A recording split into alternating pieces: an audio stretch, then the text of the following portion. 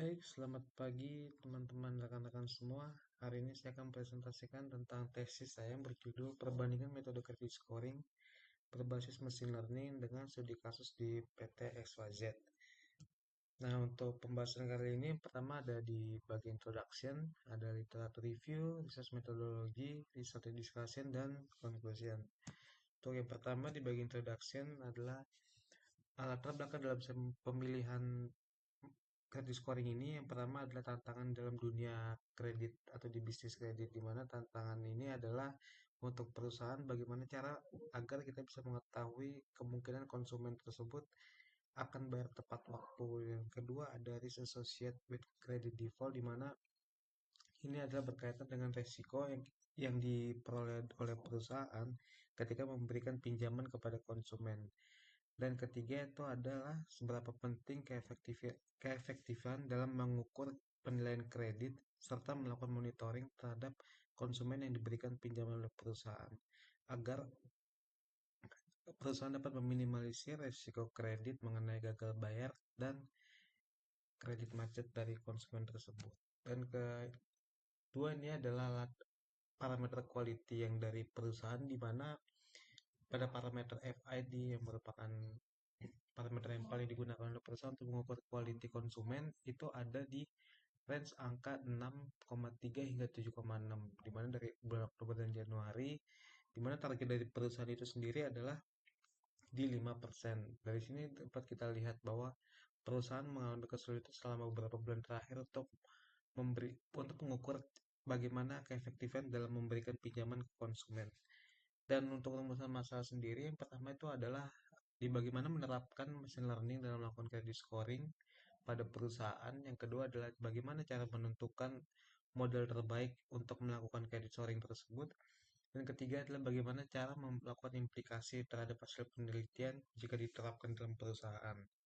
Dengan tujuannya adalah mengimplementasikan algoritma machine learning untuk melakukan proses credit scoring di perusahaan atau PT XYZ.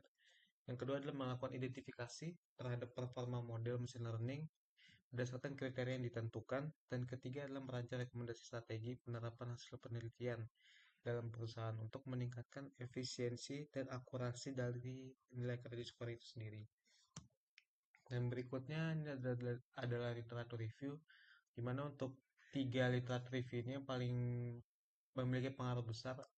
Yang pertama ada dari peneliti Suyong tahun 2024 dengan berjudul Profit and Risk Driven Credit Scoring Under Parameter, di mana dalam judul tersebut adalah membahas tentang parameter dalam penilaian credit scoring dengan membandingkan dengan menggunakan teknik machine learning dengan cara tradisional dengan menghasilkan keunggulan yang sangat jauh lebih efektif dengan mesin learning dibandingkan dengan melakukan analisa secara tradisional. Dan kedua itu ada dari Mariska Harlin dari 2024, di mana dia melakukan implementasi dan analisa terkait ranking credit scoring, mana kurang lebih sama dia menggunakan teknik machine learning juga untuk melakukan analisa terhadap penilaian konsumen.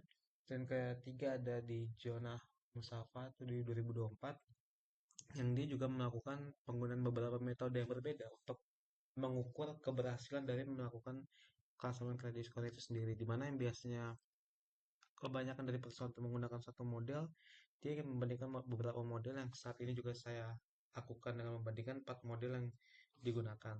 Dan ini adalah kurang lebih alur proses kredit, di mana di bagian pertama nasabah akan mengumpulkan berkas yang diperlukan, lalu berkas tersebut dikirim ke kantor cabang. Di cabang tersebut akan melakukan pengecekan berkas dan melakukan pengecekan mengenai validitas data, di mana penilaian berkas tersebut selanjutnya akan melakukan survei, dan jika survei berkas tersebut lolos survei, maka bisa dilanjutkan melalui komite kredit, dan jika berkas tersebut disetujui, maka akan masuk ke proses administrasi kredit, kemudian akan dilakukan penjadwalan pencairan, dan ketika konsumen setuju mengenai jumlah yang akan funding, maka pencairan tersebut akan diberikan. Dan ini kurang lebih adalah alur proses kredit di perusahaan yang saat ini dilakukan.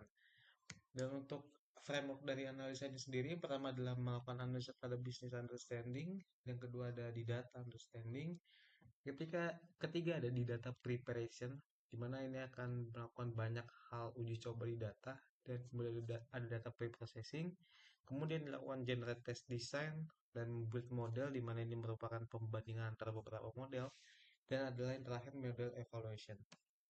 Dan untuk modelnya sendiri, kita menggunakan 4 model. Yang pertama ada random forest, regresi logistik, neural network, dan XGBoost. Dengan tools yang kita gunakan sendiri adalah Python, dimana karena Python ini merupakan salah satu tools yang cukup efisien digunakan untuk melakukan pembelajaran machine learning.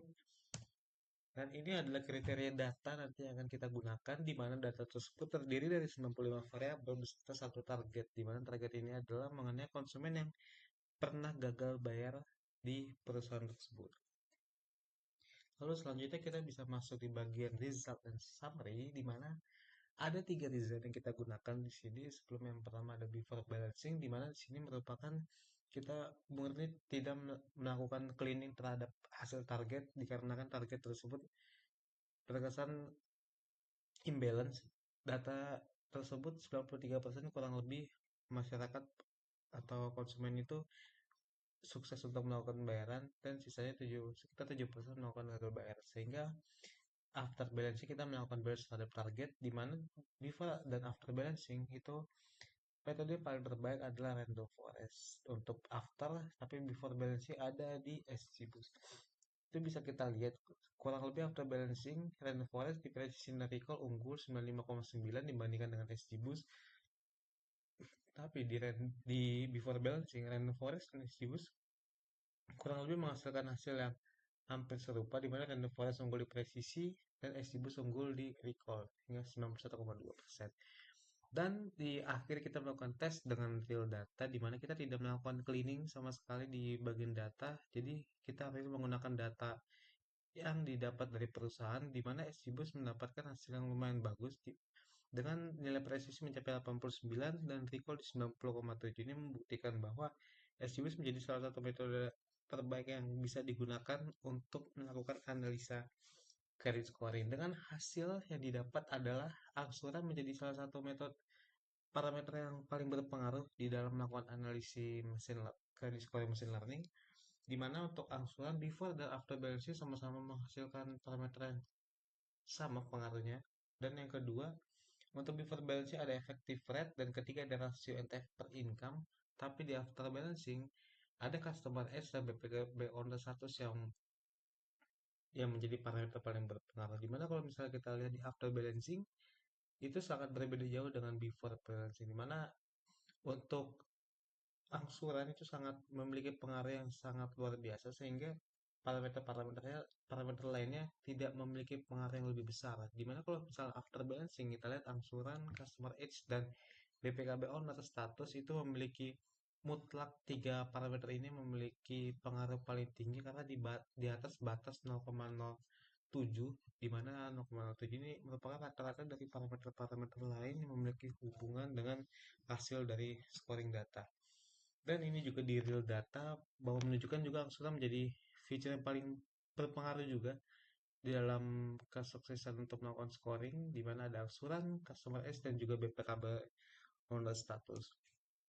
Dan di sini juga kita lihat adalah before dan after skor benchmark, yang kita lihat bahwa untuk konsumen good memiliki skor besar rata lebih tinggi sesuai dengan yang diimplementasikan di awal, dan yang bad memiliki skor base lebih rendah. Tapi kalau misalnya kita lihat before dan after ini, untuk skor bench bad masih ada di range 700 ke atas, dan ini mungkin yang bisa kita kurangi untuk next penelitian selanjutnya, bagaimana cara agar untuk bad ini bisa di bawah 650 poin, dan untuk yang good itu bisa konstan di atas 700 gitu. Dan untuk ini untuk result summary, di mana setelah mesin learning ini diterapkan maka hasilnya adalah jadi konsumen setelah dilakukan analisis terhadap credit scoring, dan jika tidak lolos maka bisa akan langsung di reject. Maka jika lolos scoring maka bisa langsung dilakukan analisa untuk penjadwalan pencairan sesuai dengan total funding yang berhasil didapatkan berdasarkan based on scoring tersebut. Untuk summary sendiri, untuk yang pertama adalah penilaian kredit scoring dengan machine learning dapat memberikan penilaian lebih objektif serta lebih cepat untuk memberikan penilaian terhadap kualitas konsumen. Dan untuk kedua adalah metode XGBoost seperti yang kita lihat sebelumnya, itu menghasilkan nilai presisi dan recall terbaik 89,2 dan 90,7%. Dan untuk yang ketiga, adanya sistem penilaian kredit scoring ini tidak diharapkan dapat mempercepat proses penilaian dibandingkan dengan cara tradisional yang melakukan analisis secara by manual, dan untuk diharapkan juga dapat memberikan rekomendasi terhadap flow terbaru untuk perusahaan itu sendiri. Dan mungkin itu presentasi dari saya. Sekian dan terima kasih.